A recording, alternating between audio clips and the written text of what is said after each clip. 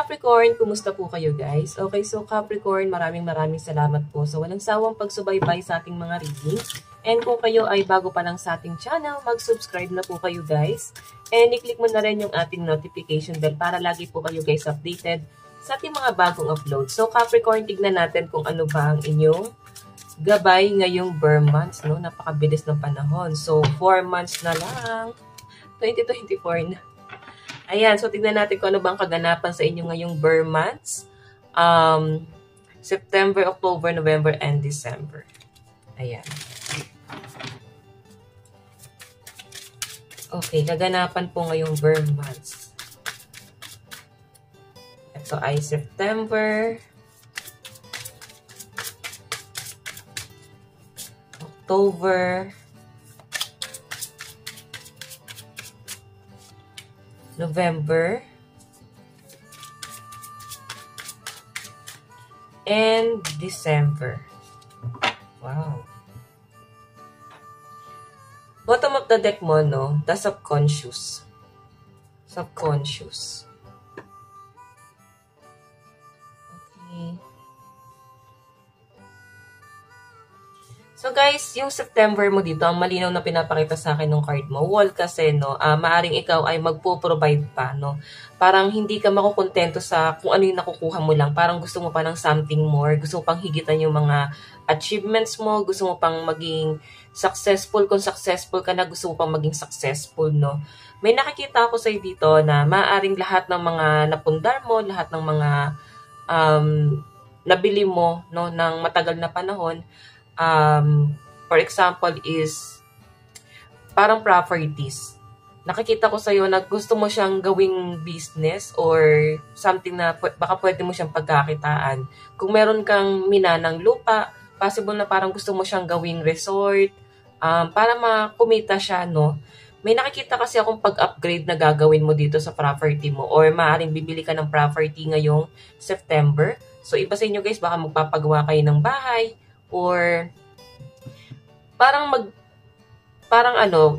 pwede magpapa-renovate. Yung iba naman dito guys, may nakikita ko sa inyo na pwedeng iipunin mo, no? Siguro, bibili kayo, hindi naman siguro pera, kasi pera na, siyempre, kung ikaw businessman, alam mo na ang pera ay hindi siya lalaki, no? Kung pera yung iipunin mo. So, possible na ito ay mga collection, kasi hindi nauubos.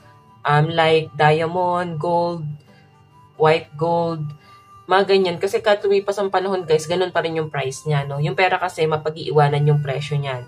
So, maaaring ikaw ay magiging matalino, no? Pagdating sa, pagdating sa pag-iipon. Tignan natin. Ngayong September, ano ba ang kaganapan sa'yo? October. September pala. Capricorn, Sun, Moon, Rising, and Venus sign. Ano pong kaganapan sa kanya ngayong September? So, meron tayong, tignan mo naman, 8 of Swords. So, nandun ka sa point na, I think, hindi ka nag-grow dito sa grupo na to or mararamdaman mo na parang hindi ka dito nag-grow.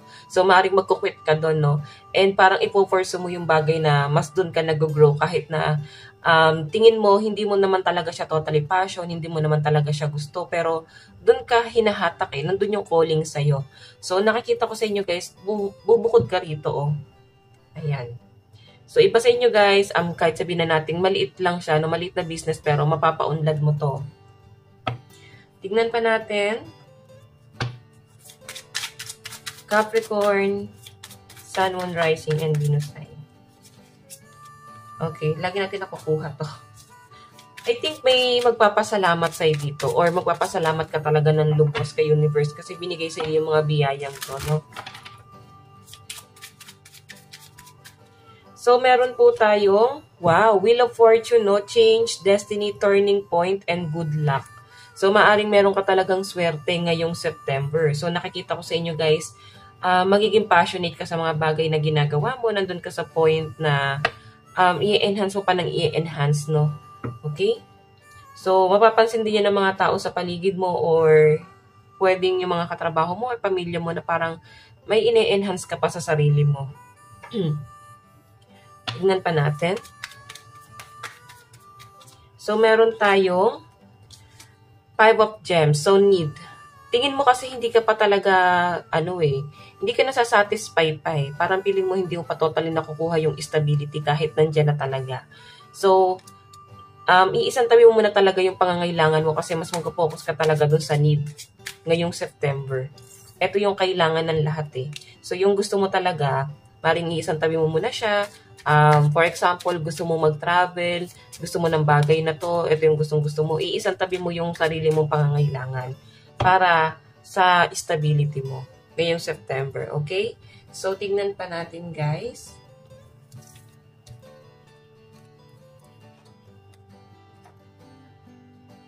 Ngayong October. So, kung makita nyo, guys, Leslie Mormon Silco, community. So, parang palalawakin mo pa yung circle of friends mo or yung mga resources mo. Palalawakin mo pa yung mga, pag sinabing resources, yung mga source of income or yung mga taong, parang pwedeng makakatulong sa inyo, guys. Yung parang magiging kadikit mo pa. Okay? So, parang hilahan pataas. Pwedeng sasama ka sa mga taong katulad mo mag-isip.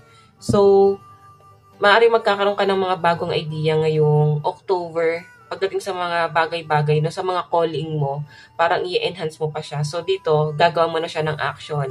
So, parang, eto, nag-upgrade ka na dito. Parang, magkakaroon ka pa ng mga tao na parang bang mga makakasalamuha mo pa, no? So, tignan natin, guys. Ngayong October, kaganapan po. So, meron tayong 7 of Wands. 7 of Wands, kung makikita mo, mataas talaga yung spiritual mo, no? So, mapapansin sa'yo ng mga tao na para bang nagkakaroon ka ng sarili mong focus, nagkakaroon ka ng sariling mundo, buhay. I think, parang weird na nga yung tingin sa'yo eh. Kasi may sarili kang paniniwala dito. So, ikaw naman kasi nire-respeto mo rin yung paniniwala ng iba. So, parang tama naman yun, guys. I-respect natin yung paniniwala ng iba, no? Hindi natin kailangan kontrahen. So, kung i-correct natin, huwag natin, guys, masyadong i-degrade or i-down. I-educate nyo sila, guys, no? Ipaliwanag ng maayos. Tignan pa natin, guys. Ngayong October, meron po tayong, 5 of Wands. So, merong celebration na magaganap, event. Maaring may success na magaganap sa iyo ngayong October. Maaring ikakasiya mo to. Para kang apple of the eye. Parang nandun ka sa spotlight ngayon, no? So, iba sa inyo, guys, maaring may kasalang magaganap ngayong October. May pag-a-adjust eh. May kasalan. O ano ba to? Parang celebration kasi to, guys. Tignan pa natin. Ngayong October, ano pong kaganapan? Overall energy. So, meron tayong The Chariot, Momentum. So, ito guys ay parang once in a lifetime, no? Parang once in a blue moon, ika nga. So, parang nasa sense ko sa inyo guys, mabilis mo siyang i-grab. Okay? Kasi nga, hindi mo siya mahayaang basta-basta na lang mawawala. So, iba sa inyo guys, mapapansin mo kasi dito na yung mga datihan na nangyayari sa inyo, for example, yung daily routine mo, parang napofrustrate ka doon. So, may aaralin ka dito. So, maganda rito guys, continuous yung pag-aaral mo. Continuous yung mga kaalaman mo, nagiging creative ka pa. Hindi kayo parang tinatambayan mo yung emosyon. For example, nakikita mo na hindi na nag-grow tong bagay na to. Parang magdadamdam ka, magmumukmo ka doon sa bagay na yun. So, nakikita ko sa inyo guys, hindi mo siya tatambayan ngayong October, no? Kasi parang mag-iisip ka pa ng something more and more. Okay? So, tingnan pa natin guys. Ayan, ngayong November, so glove. So, ito kasi guys, parang sa mga suit, no? Sa mga naka-formal attire. So, pag sinabi kasing mga ganito, mga nasa VIP or kilalang tao, personalidad, pwedeng ikaw ay may posisyon na tinatakbo. Siguro, ngayong October, may tinatakbo ka, kapitan, konsehal. Ayan, so maaring mapagtatagumpayan ng iba sa inyo guys. Ayan, sa mga tumatakbo rito. So, I think mag-change ka rin ng career talaga. Yung iba naman dito guys na wala namang katungkulan, maaari, no? Na meron ka lang talagang babaguhin sa passion mo. Magiging, ka pa talaga, conservative pagdating sa inyong physical appearance. nandun ka rin sa point na parang i-enhance mo naman dito yung ano mo, physical appearance mo, no? May mga magpapa-surgery, ayan, magpaparetoke, or baka magbabago lang talaga ng lifestyle. Yung iba dito, parang magbabalik alindog. Ayan, mag-exercise, papalipo. So, tingnan natin, guys. Meron tayong 10 of Swords. Okay, so tingnan mo naman. Wheel of Fortune eh. Yung bottom of the deck mo. So, yung 10 of Swords kasi guys, napapagod ka. So, parang papagurin mo talaga yung sarili mo dito.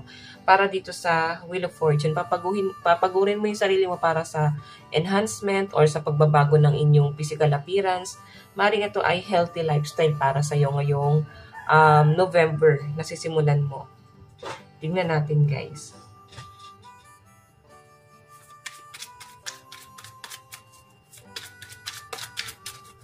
So, meron po tayong deceit, theft, scam, and cheating. So, mag-ingat ka sa mga betrayal ngayong November, no?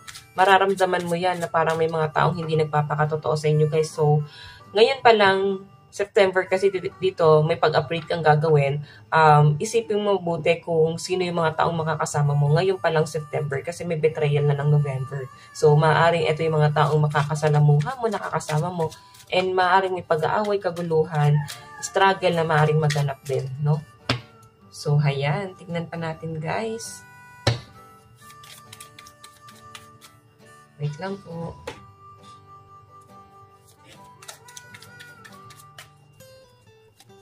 So, meron tayong partnership. Ayan. Connection mo nga to sa ibang tao na parang kailangan mong aralin. Sino ba yung mga taong tapat sa'yo. Yung iba sa inyo guys, hindi mo naman kailangan talagang i-depende yung sarili mo sa mga taong tapat sa'yo. May iba dyan guys, lalo na sa mga introvert na namumuhay silang nag-iisa. Hindi nila kailangan ng mga kakampi kuno kasi kaya nila tumayo sa sarili nila. Hindi nila dinidepende yung sarili nila sa iba. So, maaring ganun dapat din yung gawin mo, no? Huwag mo i-depende sa ibang tao yung sarili mo. Competition, maaring may nagaganap kasing competition. So, I think nakikita ko sa'yo, no? Na ngayong November, magiging competitive ka. As in. Okay? Ayan, kaya nga magiging creative ka rito. So, tignan pa natin. Ayan, so wings. Ngayong December, kung makikita nyo guys, wings, di ba ang taas na nanlipad, maaaring malayo na talaga ang narating mo. Ngayong December, or maaaring ikaw ay magkakaroon ng something na pagbabago, ayan, transformation or may changes na magaganap talaga sa'yo. So, makikita mo na talaga yung improvement, no? Kasi sinimulan mo na siya ng November. So, December, makikita mo na may nag-i-improve na talaga, may nababago. So, maaaring ikaw ay parang mataas pa rin yung ambisyon. So, maaaring ito yung gusto mong makuha pa, no? Something more. Para bang, dito kasi guys, straightforward ka naman. Yun nga lang guys, talagang nagkakaroon ng ups and downs sa'yo, no? Simula September to December. Okay? So, mas maganda na wag kang mawawala sa focus, Capricorn. Tignan natin kaganapan sa'yo ngayong December. Meron tayong Elder of Pentacles. So, ito guys, maaring ano ka na bihasa ka na, gamay mo na yung sitwasyon, parang ano ka na dito, hustler ka na dito sa bagay na to kasi nga elder ka na dito. So, pentacles pa yung hawak mo. So, success kasi guys, itong mga pentacles. Okay, so tingnan pa natin guys, no? Kasi nakikita ko sa inyo guys, ngayong December, para bang fully build ka na, no? Kumbaga sa ML, na-build mo na talaga yung sarili mo. May naglalaro ba ng ML dito? Oo. So, tignan pa natin guys. Parang ano na siya well done. Kumbaga sa pagluluto, no? Almost done. Okay. Wow. Queen of Pentacles. Nakakatuwa yung energy mo. Practical, business-oriented, and grounded. Generous. Ang nakakatuwa dito guys, sabihin na natin yes, magiging practical ka pa and business-oriented ka talaga this month ng December. Nandun ka sa point na nagamay mo na lahat ng mga mechanics And maaaring hustler ka na nga, alam mo na yung mga sikot-sikot. So, napipil mo na sa sarili mo na hindi ka na basta-basta matitibag, no? So, ang nakakatuwa lang sa inyo guys ngayong December, hindi mo makakalimutang tumulong kahit na malayo na talaga yung narating mo. Marami kang taong tutulungan or kahit papano tutulong ka sa iba. Okay? Kung paano mo narating to, magbibigay ka ng advice or pwedeng pera din, no? Kasi nga, sobra-sobra yung ma-receive mo ngayong December, no? I think hanggang pagpasok na to ng 2024, magiging maayos na yung pasok ng pera mo. Kasi nga, patapos ng 2023, ito na yung nakukuha mo eh. Okay? Hanggang first quarter na po yan ng 2024. Ayan. So, tignan pa natin, meron po tayong, di ba, Apprentice of Gems? So, Ace of Pentacles. Wow, wala na ako masabi rito guys. Sabi ko sa inyo, almost done or baka nga tapos na. Nakuha mo na siya totally. Nandun ka sa point na parang sabihin na natin yes, nakuha mo na siya. Inaalagaan mo na lang siya, no? Para hindi siya basta-basta matitipag dito. Capricorn, hindi siya basta-basta masisira na lang basta-basta ng kung sino-sino. So, tignan natin guys ang mensahe sa inyo ngayong patapos ng taong 2023. So, meron po tayong education. Ayan. Yung iba sa inyo guys, sabi ko sa inyo, tuloy-tuloy na pag-aaral to. Hindi lang to guys pag-aaral patungkol sa school. Pwedeng pag-aaral kasi nga, dahil nga sa pagiging business-oriented nyo guys, no, aralin mo talaga yung mga mechanics na to. Okay? So, meron po tayong you. Ikaw to mismo, oh. Yes. Wala kang hihingan ng tulong. Kasi nga, aaralin mo siya sarili mo. Kung hihingi ka man ng tulong sa ibang tao, parang bayad naman yun. Okay, ayaw mo rin siguro na may utang na loob, no? So, meron po tayong forgiveness. So, magpatawad guys. Maaaring may mga taong nakagawa sa inyo ng masama. Hanggang ngayon, masama pa rin yung loob mo kasi nga, I think iniwan ka nila sa air. Ito nga yung sabi ko sa inyo, ngayong November 2023, may mga betrayal. So, I think kailangan mo na rin patawarin, no? Baka kasi may nagawa ka rin. Hindi naman sila magagalit o hindi naman mag-aaway-away kung wala namang nagawa or naging insensitive tayo. So, minsan tignan din natin guys yung part na ginawa natin saan tayo nagkamali. Bakit sila dapat magalit sa atin? Okay, kahit minsan may tama tayong ginagawa, tayo na yung tumulong kasi nga, baka mali sa kanila yon. Tama sa atin, mali sa kanila yon. Okay? So, hayan, Capricorn, ito lang naman po ang inyong mensahe ngayong month. So, good luck. Maraming salamat po ulit sa mga nanood. Ayan, kung nagustuhan mo yung ating reading, mag-iwan ka ng like and comment. Mag-subscribe na rin po kayo guys sa ating YouTube channel. Bye-bye guys. God bless and love you all. Thank you.